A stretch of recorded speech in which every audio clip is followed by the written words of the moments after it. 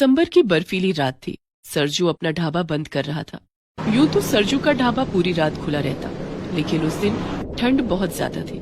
सरजू के पास पहनने के लिए कोई गर्म कपड़े भी नहीं थे, इसलिए उसे बहुत ठंड लग रही थी। सरजू शहर के हाईवे पर अपना छोटा सा ढाबा चलाता था। ठंड के मौसम में रात में वहाँ से कुछ ही गाड़ियाँ गुजरती, लेकिन सरजू के ढाबे पर बन रही गरम गरम चाय को देखकर सभी गाड़ी और ट्रक वाले सरजू की दुकान पर चाय पीने के लिए जरूर रुकते थे, जिससे सरजू की थोड़ी बहुत कमाई हो जाती थी और जैसे तैसे गुजारा हो रहा था। उस रात जब सरजू अपना ढाबा बंद कर रहा था, तभी वहाँ एक गाड़ी आकर रुकी। गाड़ी में जोर जोर से गाने बज रहे थे और कुछ लड़के गाड़ी में बैठकर शराब पी रहे थे। उसमें से एक लड़के ने सरजू को आवाज लगाई, अबे छोटे, सुन इधर आ। अभी आया मालिक। जी मालिक। देख, हमें जोरों की भूख लगी है। तेरे ढाबे पर खाने के लिए जो भी है जल्दी से ले आ। सरजू उस वक्त ढाबे पर अकेला था। उसने देखा तो ढाबे पर आलू पराठे के अलावा कुछ भी नहीं था। प्लेटों में आलू पराठे लेकर उन लड़कों के पास आया। जब उन लड़कों ने आलू पराठा खाना शुरू किया तो पराठे थोड़े ठंडे थे और उन्होंने सरजू को फिर आवाज लगाई, अबे इतनी ठंड में तू हमें ठंडे पराठे खिला रहा है? मालिक, ये पराठे मैंने अभी अभी बनाए हैं। ठंड बहुत ज्यादा पड़ रही है ना, तो मालिक इसलिए पराठे जल्दी ठंडे हो जाते हैं। अबे हमें बेवकूफ बना रहा है? ये पराठे तूने बहुत पहले ही बनाकर रख लिए होंगे, तभी इतने ठंडे हो गए। इतना कहकर उस लड़के ने आलू पराठा सरजू के मुंह पर फेंक दिया। ये आप क्या कह रहे हैं मालिक? आप लोग शराब के नशे में हैं, इसलिए मेरे साथ बदतमीजी कर रहे हैं। क्या कहा? हमें बदतमीज बोल रहा है? अबे तेरी इतनी हिम्मत, ठंडा पराठा खिलाकर हमें अकड़ दिखा रहा है? हमसे जबान लड़ाएगा? भाइयों, बहुत ठंड हो गई है ना, इसलिए इसके पराठे ठंडे हो गए हैं। आओ हम मिलकर इसके पराठे को गर्म कर दें। और इतना कहकर उन सभी लड़कों ने सरजू की खूब पिटाई की और सरजू के ढाबे पर शराब छिड़क कर ढाबे में आग लगा दी। उसमें से एक लड़के ने सरजू से कहा, ले, हमने आग जला दी है, अब कर ले अपना पराठा गरम। और सभी लड़के जोर जोर से हंसने लगे। अपने ढाबे को अपनी आंखों के सामने जलता देखकर सरजू उन लड़कों के आगे हाथ जोड़कर गिड़गिड़ाने लगा, ये क्या कर रहे हैं मालिक? ऐसा मत कीजिए, मैं गरीब आदमी हूँ। इस ढाबे के सहारे किसी तरह से अपने परिवार का पेट पाल रहा था। लेकिन सरजू के गिड़गिड़ाने का उन लड़कों पर कोई असर नहीं हुआ और सरजू का ढाबा धू धू करके जल रहा था।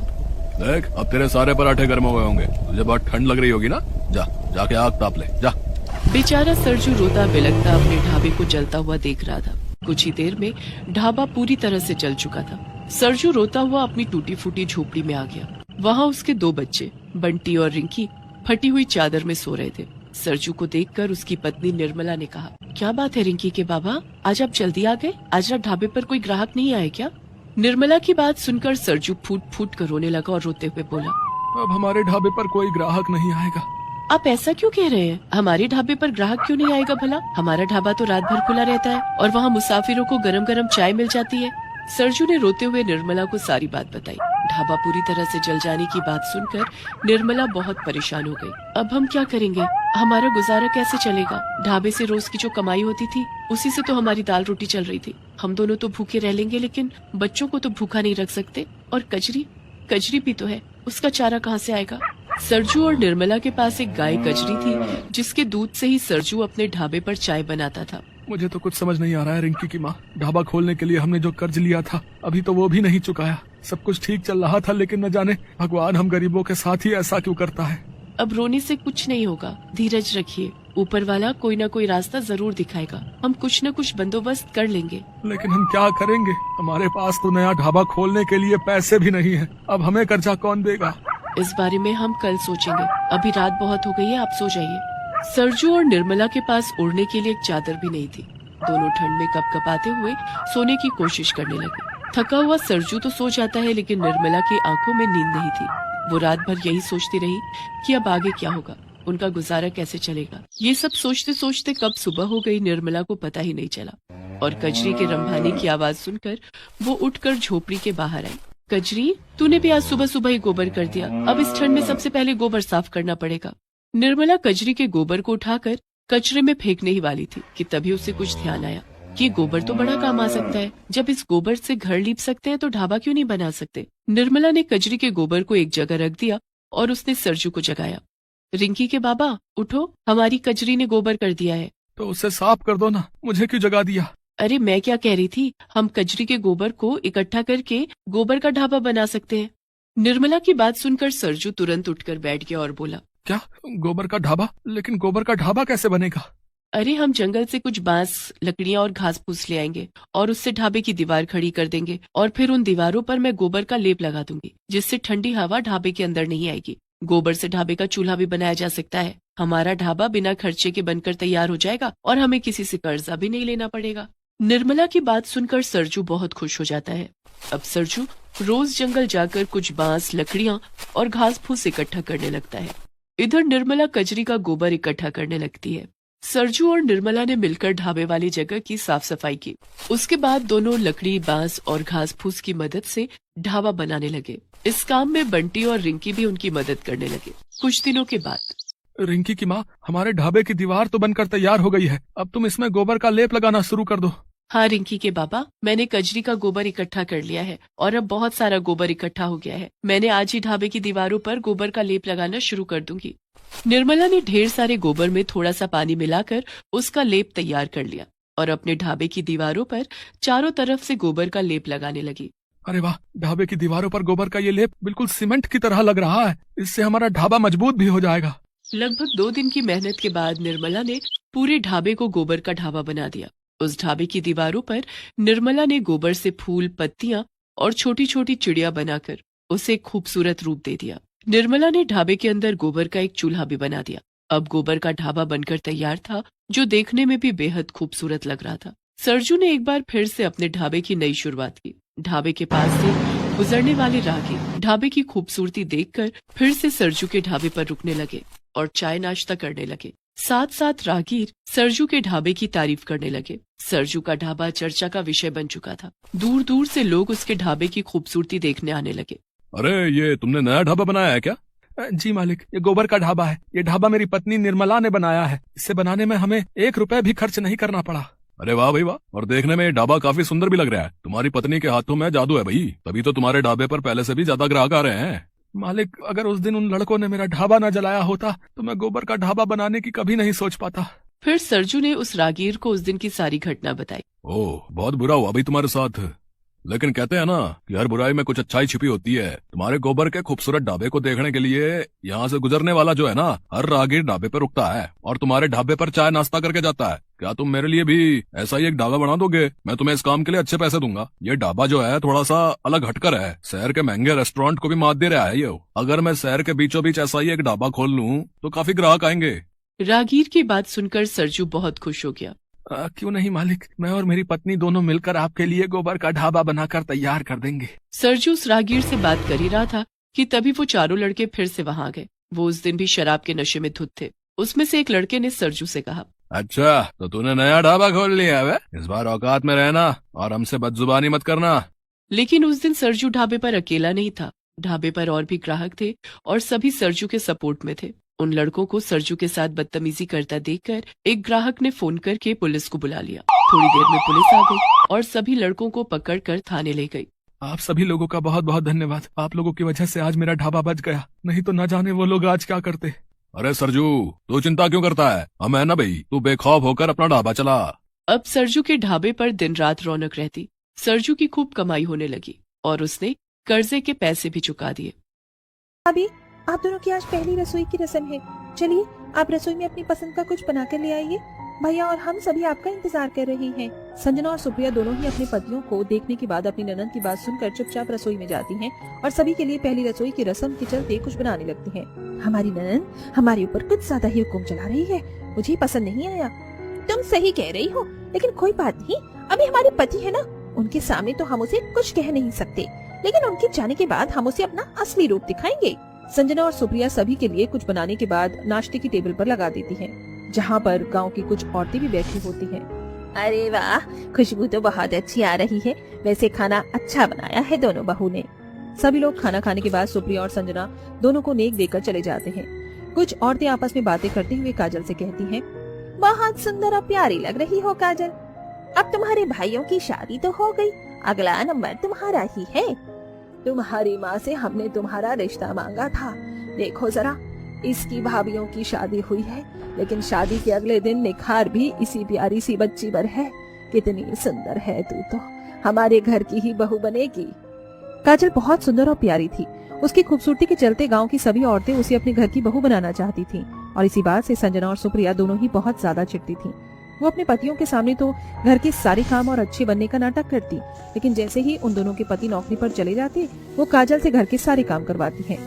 ये क्या, अभी तक आराम से बैठी हो? दिखाई नहीं दे रहा घर में कितने सारे काम पड़े हैं, और अभी सारे गंदे कपड़े भी पड़े हैं। जल्दी से उठो और काम करो। लेकिन भाभी, मेरी आज तबीयत खराब है, पेट में भी बहुत दर्द हो रहा है। कहानी बनाना तो कोई तुमसे सीखे। वैसे इस खूबसूरती का राज क्या है?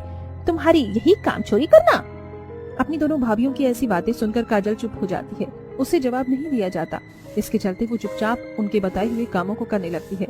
इसी दौरान काजल के दोनों भाई काम के सिलसिले में बाहर चले जाते हैं और उसकी अपने भाइयों से कोई बात नहीं हो पाती। इसी का फायदा उठाकर दोनों भाभियां अपनी सुंदर ननद के ऊपर बहुत अत्याचार करती हैं और उसे घर से निकाल देती हैं, जिसके बाद बेचारी काजल यहाँ वहाँ धक्के खाती हुई सड़क पर चल रही होती है। भैया, आप लोग कहाँ हो? आपकी बहन की बहुत बुरी हालत हो गई है भैया। आपके बिना देखो क्या हो गया। भैया, मुझे आपकी बहुत याद आ रही है। मेरी भाभियों ने तो मुझे आपको फोन भी नहीं करने दिया। अब मैं आप लोगों से कैसे बात करूं? काजल परेशान होकर चलती रहती है। चलते चलते उसे होश नहीं होता और वो एक बूढ़े आदमी से टकरा जाती है, जिसके हाथों में बहुत सारी प्यास होती है। वो सारी प्यास चारों तरफ बिखर जाती है।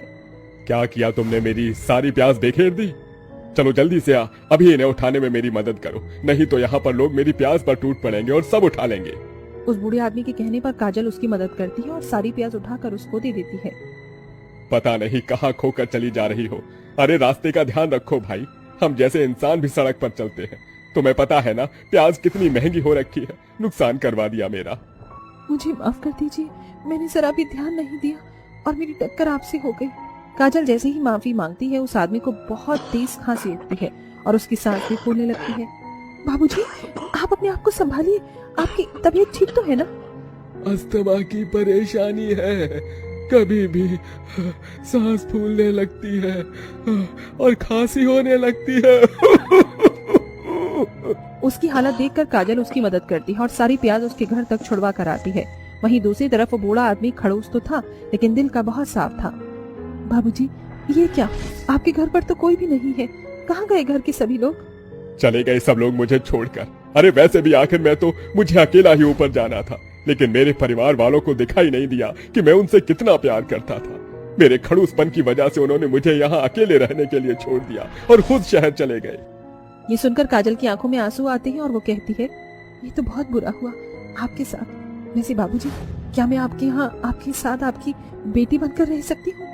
क्योंकि अब मुझे लगता है कि मेरा भी इस दुनिया में कोई नहीं है। काजल ऐसा कहने के बाद उस बूढ़े आदमी को अपनी सारी परेशानी बताती है, जिसे सुनकर उसे भी बहुत बुरा लगता है और वो उसे अपने घर में रहने की जगह दे देता है। जिसके बाद से काजल उस बूढ़े आदमी का घर भी संभालती है और उसके साथ प्याज के ठेले पर प्याज बेचने की कोशिश करती है। साथ के साथ वो उसे प्याज के पराठे भी बनाकर खिलाती है, जो उस बूढ़े आदमी को बहुत स्वादिष्ट लगते हैं। लेकिन उस आदमी के खेत की प्याज थोड़ी खराब होती है, जिसकी वजह से कोई उसे खरीदता नहीं। काफी समय से प्याज महंगी हो चुकी है और मेरी प्याज पता नहीं क्यों खराब हो जाती है। कई दिनों से देख रहा हूँ मेरे खेत में आधी से ज्यादा प्याज खराब हो जाती है। कहीं कहीं गड्ढे अपने आप खुद जाते हैं, कभी कुछ होता है तो कभी कुछ हो जाता है। ऐसा कैसे हो सकता है?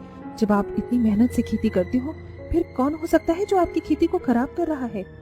इस बारे में बूढ़े आदमी को कुछ पता नहीं होता। अगले दिन से काजल खुद खेतों में जाती है और वहाँ खेती करती है। ऐसे ही खेत में कुल्हाड़ी चलाते वक्त उसकी कुल्हाड़ी जमीन के अंदर किसी चीज में आकर टकराती है। ये क्या, यहाँ कुछ है? क्या ये आवाज कहाँ से आई होगी? कहीं मेरा कोई वहम तो नहीं? काजल कुल्हाड़ी उठाकर फिर से चलाती है, जिसके बाद उसे जमीन के अंदर एक बॉक्स दिखाई पड़ता है। वो उस बॉक्स को निकालती है और जैसे ही वो उस बॉक्स को खोलती है, उसके अंदर से एक अजीब प्राणी निकलता है, जिसका आधा शरीर खरगोश का और आधा शरीर बोना प्रजाति का होता है। क्या दिक्कत है तुम्हें? पहले वो बूढ़ा आदमी मुझे जाकर डिस्टर्ब किया करता था और अब तुम आ गई। तुम दोनों को चैन नहीं है क्या? उस बूढ़े आदमी को सबक सिखाया मैंने, उसकी सारी खेती खराब करके। अब तुम्हें कैसे सिखाऊं? बता दो, तुम कैसे समझोगी? मेरा नाम काजल है, लेकिन तुम कौन हो और तुम इतने अजीब कैसे दिख रहे हो? तुम्हारा आधा शरीर खरगोश जैसे, कान, लेकिन तुम्हारा चेहरा जैसे बोना प्रजाति से मिलते जुलते हो। मैं तो ऐसा ही हूँ, तुम्हें मेरे ऐसे दिखने से क्या दिक्कत है? और आज वो बूढ़ा आदमी कहाँ है? उनकी तबीयत ठीक नहीं है, वो बहुत बीमार है। काजल बूढ़े आदमी के बारे में उस बौने प्राणी को सब समझाती है। वहीं वो उसके बारे में भी उससे पूछता है, जिसके बाद वो उसे अपने बारे में भी सब कुछ बताती है।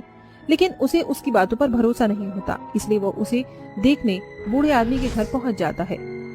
सच में इनकी तो बहुत ज्यादा तबीयत खराब है, लेकिन मेरे रहते अब ये ठीक हो जाएंगी। लेकिन उससे पहले तुम्हें मुझे खाने को कुछ देना होगा, मुझे बहुत जोरों से भूख लगी है। काजल को कुछ समझ नहीं आता, उसको सिर्फ घर में प्याज ही मिलती है और वो प्याज के पराठे बनाकर उस बौने प्राणी को दे देती है। अरे वाह, ये तो बहुत स्वादिष्ट है। तुमने ये जो भी बनाया है सच में बहुत स्वादिष्ट है। ठीक है, लेकिन मुझसे वादा करो, आज के बाद तुम हमारे खेतों को खराब नहीं करोगे, ताकि हम प्याज बेच सकें।